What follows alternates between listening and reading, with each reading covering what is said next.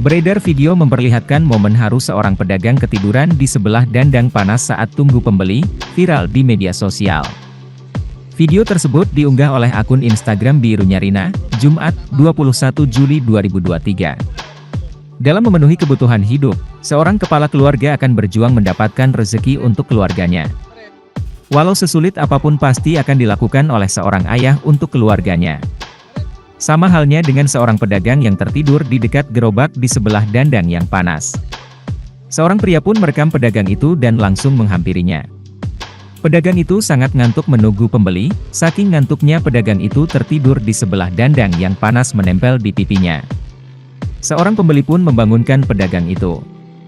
Tampak pedagang itu pun masih kebingungan saat dibangunkan. Sontak setelah video tersebut diunggah menuai berbagai komentar dari warganet.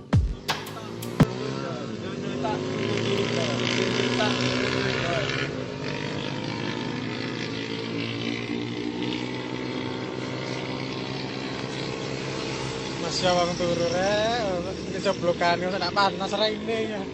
Yo pelar iki lho. Astagfirullah. Rip. Rip. Lha iku langsung kan dadak ya. Rip. Iku tuku lho. Iku mari lho. Terima kasih sudah nonton. Jangan lupa like, subscribe, dan share ya.